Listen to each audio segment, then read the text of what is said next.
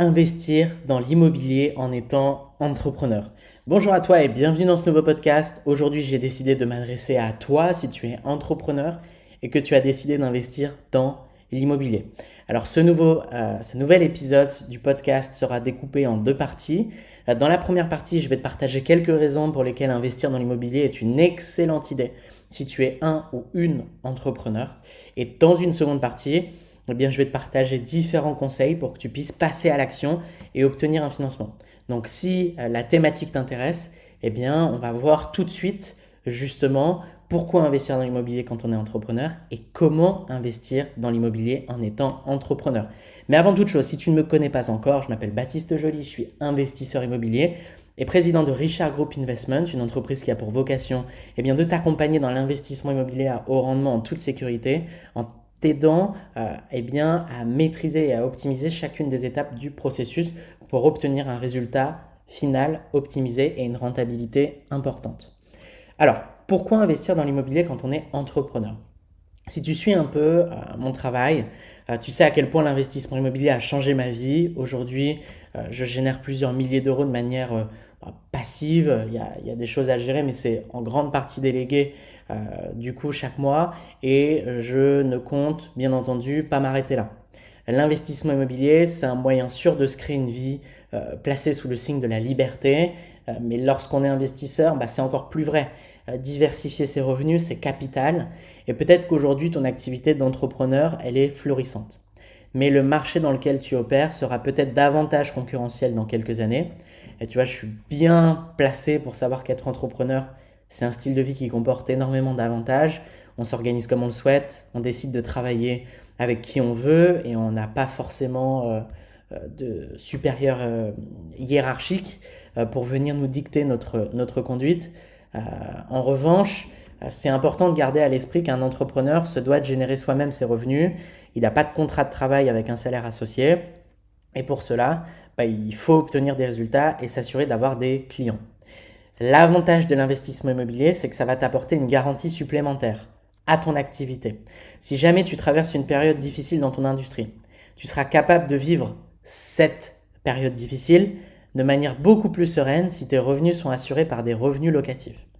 Deuxième des choses, aujourd'hui, si c'est ton cas, tu as une société du coup qui génère de l'argent, qui est profitable, sur lequel justement tu as de l'ancienneté et tu as donc, et c'est ça pour moi l'avantage de l'entrepreneuriat, parce que tu peux t'enrichir avec les bénéfices de ta société, avec les charges que tu te fais passer, avec les investissements internes que tu fais, mais la vraie magie d'une société, et c'est pour ça que certains les rachètent certaines fois des millions ou des dizaines de millions, euh, juste pour ça, c'est la capacité d'emprunt.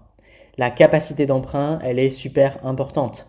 Euh, Aujourd'hui, si tu n'utilises pas la capacité d'emprunt de ta boîte, tu passes à côté. Alors, dépendant du chiffre d'affaires que tu fais, mais voilà, aujourd'hui, tu fais, je sais pas moi, par exemple, 1 million par an de chiffre d'affaires. Tu vas peut-être marger à 30%, tu fais 300 000.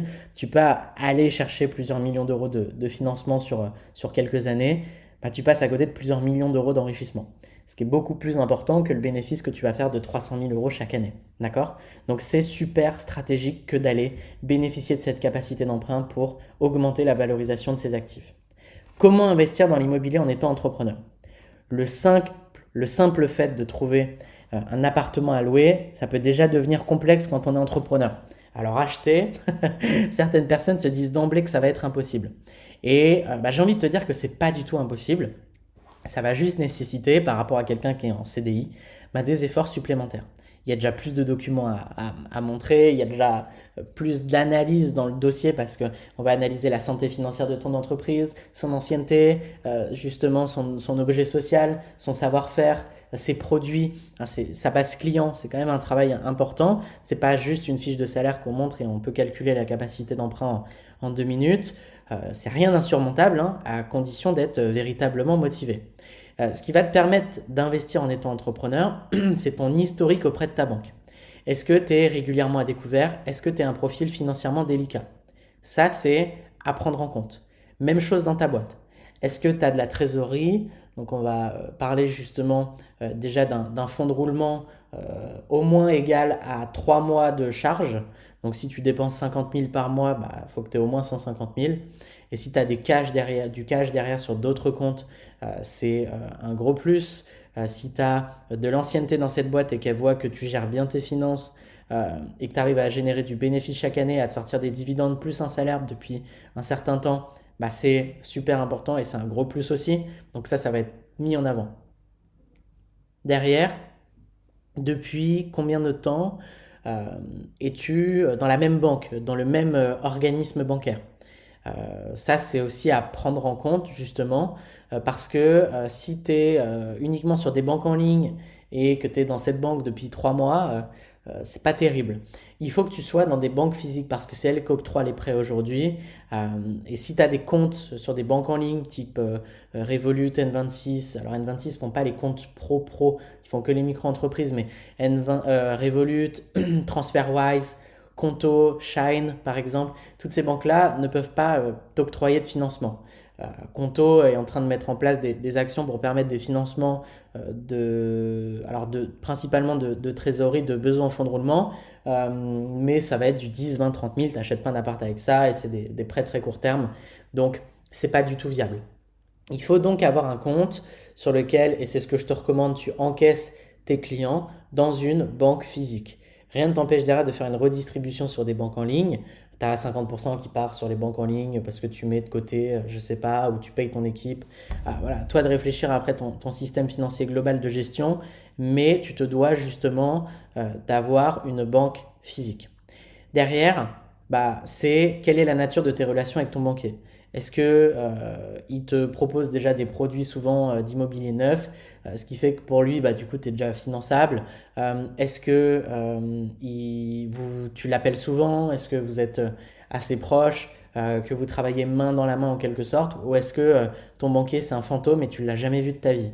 Ça, c'est des questions auxquelles tu dois répondre pour pouvoir t'assurer que ça le fasse. Il faut comprendre que la banque cherche des garanties. Si tu lui apportes ces garanties, elle te prêtera de l'argent, même si tu es entrepreneur. Et ensuite, il va falloir réfléchir le système financier. Est-ce que tu as une holding qui détient ta société et tu vas avoir du coup une holding qui détient, la même holding qui détient une SCI à l'IS par exemple? Ou est-ce que tu vas investir en nom propre et dans ce cas-là, il faut vraiment mettre en avant le salaire, il faut mettre en avant le fait que tu as un salaire depuis un certain temps et dans ce cas-là, ce ne sera pas la même chose et la même approche. Et ensuite, quand tu vas aller présenter un dossier à la banque, au moins pour connaître ta capacité d'emprunt, ce que je te recommande, c'est d'y aller avec un projet, un vrai projet. Même si c'est un projet que tu vas pas acheter ou un projet par exemple que tu peux trouver sur Internet, peu importe, mais il faut que ce soit un vrai projet, en tout cas aux yeux de la banque, et que tu ailles comme si tu voulais vraiment financer ce bien-là, pour vraiment voir sur un cas concret si elle te finance. Si oui, tu vas pouvoir voir à combien il te finance. Et après, tu vas dire, au final, c'est pas celui-là que je vais acheter, mais je vais vous en ramener un là dans les prochaines semaines, mois équivalent. Et tu lui ramènes un bien avec le même montant d'achat. Et tu sais que ça passe déjà. Tu peux même avoir un accord de principe. Ce qui fait que tu vas être directement finançable. Donc, l'accord de principe, juridiquement parlant, ça vaut rien, mais ça peut rassurer le vendeur, ça peut être un poids de négociation dans la négociation, et ça peut être aussi un argument qui fait qu'on va acheter moins cher le bien que les autres et que notre offre elle sera acceptée. D'accord? Parce qu'aujourd'hui, la banque cherche des garanties, les acheteurs cherchent des garanties. Donc, pour conclure ce podcast, honnêtement, on pourrait parler pendant des heures du financement pour les entrepreneurs et c'est très vaste comme sujet. Je voulais vous parler des points principaux aujourd'hui. C'est vrai que ça va être plus complexe pour un entrepreneur d'emprunter de l'argent auprès d'une banque pour acheter un bien immobilier qu'un salarié. Je ne dis pas le contraire. Mais ce qui fait la différence entre un salarié et un entrepreneur, c'est que l'entrepreneur est une personne courageuse, innovante, qui a pris l'habitude de prendre des risques et de sortir de sa zone de confort. Donc tu peux y arriver. Je crache pas sur les salariés, encore une fois, c'est juste un mode de pensée différent tu peux y arriver, tu vois, à condition de t'en donner les moyens et surtout de t'assurer de répondre aux exigences des banques. Les banques, elles te prêteront de l'argent à condition que tu justifies d'une situation stable. Et d'ailleurs, si tu souhaites aller plus loin et comprendre comment investir dans l'immobilier à haut rendement, obtenir ton financement, optimiser ta fiscalité, etc., etc. Il y a 9 étapes que je te partage dans cette masterclass. Je t'invite à une formation offerte disponible dans la description dans laquelle je te partage énormément de valeur. Si c'est un projet que tu as actuellement, je t'invite vraiment à t'y inscrire. Et si tu souhaites aller plus loin, si tu souhaites te faire accompagner par une équipe d'experts dans toutes ces étapes, que ce soit la recherche du bien, le financement, la définition de la stratégie fiscale, la prospection, la négociation, la gestion des travaux, etc., etc. Bien, tu as la possibilité de réserver un appel avec un membre de mon équipe pour qu'on puisse analyser ta situation et voir dans quelle mesure nous pouvons t'accompagner dans ce projet. Voilà, tu as tous les liens dans la description. Je te dis à très vite pour un prochain podcast. C'était Baptiste. Ciao, ciao.